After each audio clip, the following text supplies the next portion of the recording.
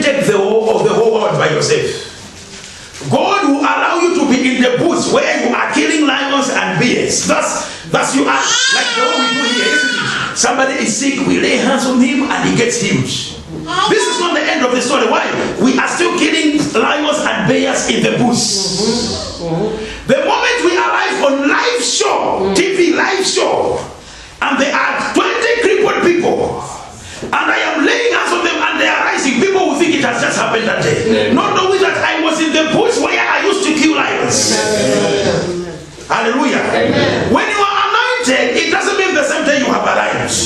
You enter the bush. Say, I will go into the bush. Hallelujah. Anointing of prosperity comes upon you. You find that you don't prosper the same day. You find that you are selling tomatoes.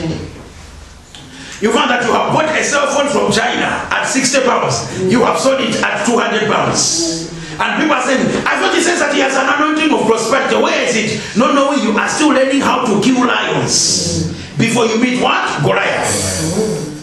Hallelujah. Amen. So when the anointing is upon you, you start working on small levels. That's where your faithfulness arises. In small levels. As I told you, I will be away maybe for 3 weeks. It doesn't mean when I come back from 3 weeks, then I do my hand like this and the whole church is flat. No, it doesn't mean like that. But in those 3 weeks, I'm still in the bush.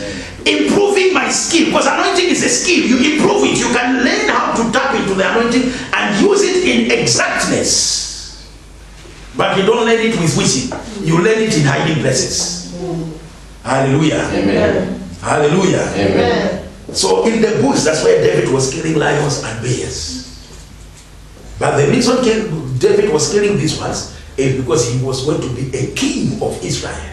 That he would defeat kingdoms by himself. Hallelujah. Amen. But when you're seeing him in the bush, he's killing lions and bears, I think he's crying maybe himself, even maybe the people that he's with there. They said, I thought somebody anointed you as a king. Oh yes, he did. But how come even lions want to kill you? Why no, these lions, they are hating my anointing. No, he's in his training ground. Training ground is very painful. Ask Joshua, he will tell you. His training ground was waiting on Moses. I like Elisha. One time, when Elijah died, the king was looking for a prophet. Do you know what they said? They said, there is a man called Elisha who used to pour water on Elijah. Can you imagine? Identity. He used to pour water. So it means Elijah will say, Elisha, yes, master, I need some water now. Then you run, give him water. If you look at Elisha that day, you will never think that the kings will be looking for him. Amen. Hallelujah. Amen. You know, when I look at that, because people don't know, I don't know, pastors are given that ability. When I see people doing these things, you know, like these people are busy these things. Me, I don't see this. Me, I see something else. But the important thing is that they themselves must also see it. Hallelujah. Amen. They themselves must also see it. You are just in the bush killing small things. Hallelujah. Don't think you end there. You are just in the bush. If you are faithful in the bush, if you know how to kill a lion, once you meet Goliath, you will say, where are you? I've been waiting for you for a long time. Like in Power House, God will be gracious to us. If it doesn't happen quickly, I will just go to Africa. That's what I was saying. I said, you know, raising the dead in UK sometimes can be complicated. I'll just, because when I go to Africa, to our village, wherever, I will hear there's a funeral. I will go there with my camcorders and everything. Hallelujah. I will hear somewhere else there's a funeral. I will just go there. I'm more especially you come from town, you just wear a suit. I have come to rest the dead. All of them, they will allow you. Hallelujah. But here, you go to the funeral parlor, you say, I have come to rest the dead. You must be ready for blows. But God can be gracious, you never know, isn't it? When the timing is right, something happens to the hearts of the people. But my wife, I was telling you, my wife, you know, raising the dead. If we want to do it quicker, let's rush to Africa. Rush to Africa with your camcorders and everything, and the dead has risen there. And every time on Advent of Powerhouse, you are showing you are raising the dead. But you know what pastors will say? They will say, he paid him. He paid the whole of the village. The village, you just paid them 10 pounds, 10 pounds. I say, start crying, I'm coming. Do you know, if a pastor will be living in that tricks, it means he has to make sure the photograph, the cameraman has to be his friend the rest of his life. Because if he's angry with him, he will report. Hallelujah. That's why I always tell people, brothers, let's just get this power. I mean, gimmicks. You know, like on a conference, then I pay somebody in Banse to bring a wheelchair. I pay him £500. If the show runs well, I'll pay him the other half. Then he comes in the church. Then I'm saying, worship please, it's time now. The anointing is upon me. And as I command in the name of everybody in the church is hearing, I have become a slave of this man. I am telling you, a slave, I mean a slave on your neck like this. He will pull you everywhere he wants. Hallelujah. Why? It's because that's how the flow happens, isn't it? It keeps you in bondage. So what we are seeing here is that David learned how to kill lions and bears. This happens in the bush. Hallelujah. Amen. You learn business in the bush. The fact that the anointing is upon you, it doesn't mean today you have a showroom. No. You learn in the bush, in small areas, preparing you for the great destiny. Let's look at 2 Samuel 22. 2 Samuel 22.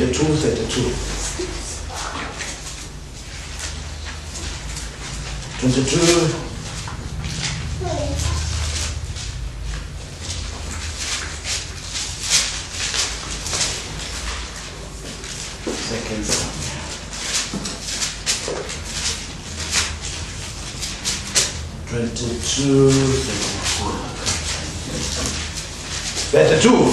I'll start reading maybe from where? Let's just start from this 29. For thou art my lamp, O Lord, and my Lord who lighted my darkness. For by thee I have run through the troop. By my God I have reaped over the wall. As for God, his ways is perfect. The word of the Lord is tried. He is a buckler to all them that trust in him. For who is God save the Lord? And who is the rock save our God? Verse 33. For God is my strength and power, and he makes my way perfect. 34. He makes my feet like the hinds feet, and sits me upon the high places. 35. Very important. He teaches my hands to war. So when you see David fighting battles, he knew that there was an anointing upon his life to fight those battles. Hallelujah. Amen. You must know which anointing is working upon your life. Hallelujah. Amen. You must know. You see, David here is acknowledging the fact that it is God who taught me how to fight these battles. You must know which anointing is operating upon your life.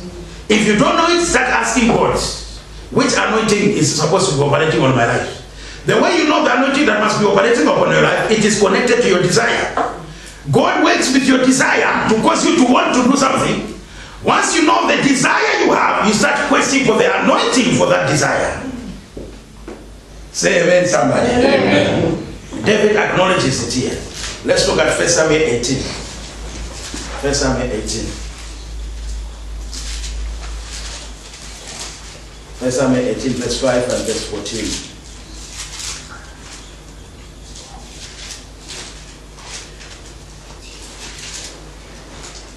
1 Samuel 18, verse 5 and verse 14. It says on verse 5, and David went out whither Saul sent him, wherever Saul sent him, and behaved himself wisely, and Saul set him over the men of war, and he was accepted in the sight of all the people, and also in the sight of Saul's servants. And it came to pass as they came, when David was returned from the slaughter of the Philistines, that the women started singing and all those things. Now, David already knows that he's anointed as a king. Hallelujah. But he knew how to understand the timings of his anointing. He is serving Saul. What he knows, he's supposed to be the king. Hallelujah. So it's not just knowing that I'm anointed, that you want to fight for your office. When you know you are anointed, you wait for your office. You remain a servant while your office, you know, this is my office. Hallelujah. Amen. Me, there are some men of God, when I look at them, I actually know it. Not I hope, I know it. This is me in the future. But I don't try to be like it. I will be still using my bus pass. What I know, this is me. When I look at their private jets, I know this is me. But I don't go start stealing now, start selling drugs, so that I become them. No, you remain and wait for your timing. Most people lose their anointing because of impatience. They want to manifest something that is not yet time. Hallelujah. Amen. Hallelujah. Amen. That's why I said already about respecting the anointing. You find that somewhere, David all the time, he respected the anointing that was upon Saul. If you really know that anointing is important, you respect people who are anointed.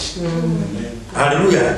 If you really believe anointing is that important in your lives, you value it when it is on somebody's lives.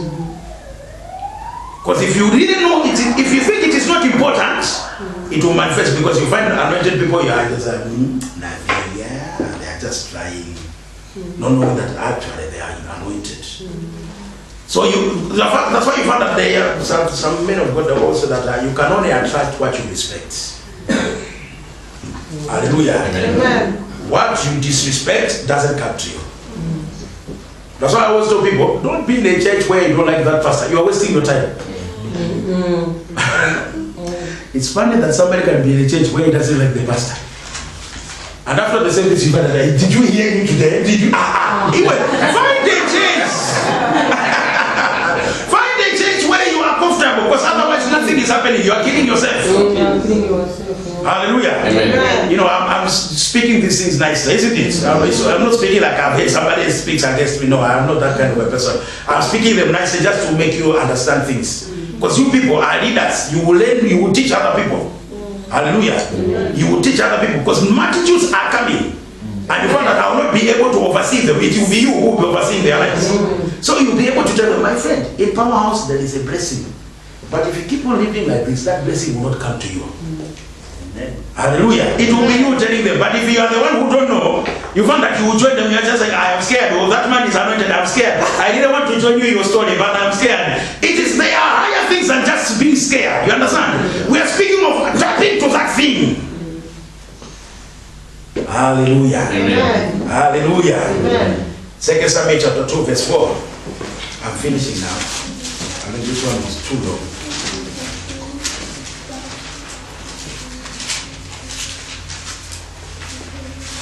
Second Samuel chapter 2 verse 4. This says here, and the men of Judah came, and there they anointed David king over the house of Judah. And they told David, saying that the men of Jabesh Gilead were they that burdened Saul. And David sent messengers unto the men of Jabesh Gilead, and said unto them, blessed be you, O of the Lord, that you have shown your kindness unto your Lord, even unto Saul, and have burdened him. And now the Lord show kindness and truth unto you, and I also will requite you this kindness, because you have done this thing. Therefore now let your hands be strengthened and be violent, for your master Saul is dead, and also the house of Judah have anointed me king. Now this happened after 7 years. How many of you are willing to wait for 7 years before the manifestation of your anointing? Hallelujah. We have what I call microwave anointing nowadays. They lay hands on them today. You find that they have started a church there. I am anointed. You know, there was one woman. That woman, one man of God came to their house, and then he was chatting with them. You know, men of God, when they come here, they're chatting with them. Then he says, before I go, I will lay hands on you to pray for you. That man of God laid hands on that woman.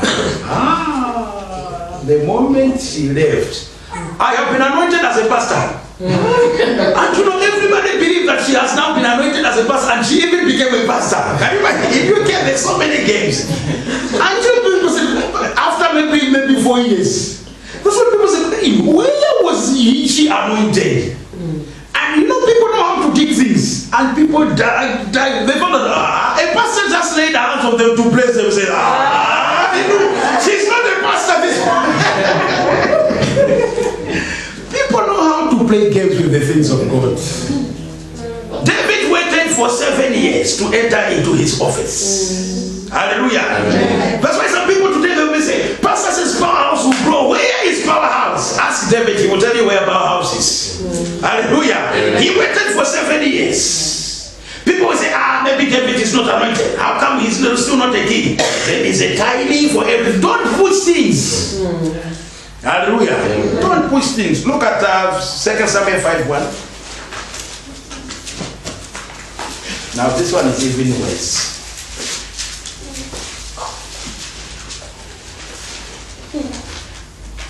This one I really tried to calculate, but I haven't. But the estimation I have, I'll give it to you. They came all the tribes of Israel to David and to Hebron, and spoke, saying, Behold, we are thy bones and thy flesh. Also, in time past, when Saul was king over us, thou was he that leadeth out and brought the Israel, and the Lord said to thee, Thou shalt feed my people Israel, and thou shalt be a captain over Israel. So all the elders of Israel came to the king of to Hebron, and King David made a league with them in Hebron before the Lord, and they anointed David king over Israel. At first he was anointed just for a very small part, but he didn't fight for the other part. If it was some of us, God just anoints you for a very small part to say, no, anointing has no limit, even that one belongs to me. No. I calculated this one, it comes out to 33 years, brothers. 33 years before he entered his full office, David. He wasn't suffering, he was already a king on one side, isn't it? But what we are saying is to enter into your fullness, 33 years. Anointed by the greatest prophet, Samuel. Hallelujah. Amen. That's why the Bible says, by faith and through faith and patience, you obtain the promise. That's why David was a king with ease. Do you want to rule in your life with ease? Wait for the anointing to manifest. Once you start pushing things by yourself, you have to defend them also by yourself. But once you wait for God, David knew, I am supposed to rule the whole Israel. But he didn't fight for it. He was just ruling on the corner. Hallelujah. Me, I know I will take the whole United Kingdom. I will not try now to say, let all of you now are pastors. The whole UK, we have 20 pastors, because God has said we are taking United Kingdom. They will come back wounded soldiers. Pastor is not waiting. We are sleeping hungry. Hallelujah. The timings of God are very important. Anointing is not an excuse. Hallelujah. Brothers, Old Testament, the Bible is very clear. Old Testament teaches us things. So when you are looking at the Old Testament, you must be learning things. Hallelujah. I know some of you are thinking, but the anointing we have now is the fullness of Christ. Are you manifesting it? If it is the fullness. Hallelujah. It means we grow in the anointing. Hallelujah. Amen. We grow if we reach the fullness of the anointing that is upon Christ. All of us here, we could be having cities. All of us here. Amen. Like this school of ministry, you find that Brother Kolimbo will not even be called Brother Kolimbo. We'll just call him Milton Keynes because it belonged to him. Milton Keynes was available. Henry of Birmingham was available. Fullness of the anointing of God upon our lives. So anointing is in measures. We are growing into it. We are not refusing that we have received it. No. But you grow in that anointing. Amen. You can't start operating on the fullness of Christ. No. You remember in the book of Colossians, on chapter 1, Paul says that you are complete in him. On chapter 4, you find that Epaphras is praying that they must be complete in him. What's the difference? There is a position and there is a manifestation. These two are not the same. Most people, they confuse position and manifestation. Hallelujah. The Bible says we are great. Are we great? Yes, we are great. But is it manifesting yet? Not yet. Position and manifestation are totally different. Now people want to confuse the two and think it is one. You will come back, wounded soldier. Pastor, I tried it hasn't worked. I will tell you, timing, my friends. Grow into these things. Hallelujah. Father, we thank you and we worship you, for you are a faithful God. We pray that this anointing that we have upon our lives, it will grow into its fullness. We will know when the anointing is to manifest. We will know the levels of our manifestation. We will not be in a hurry. We will not push for the levels of our manifestation. We will wait for, as we are growing in this anointing, our levels are also increasing. Father, we thank you and we worship you, for you are a God of process. Everything you do in people's lives, it is through process. That's why even for somebody to be born, it takes a process. Even Jesus, you were not in a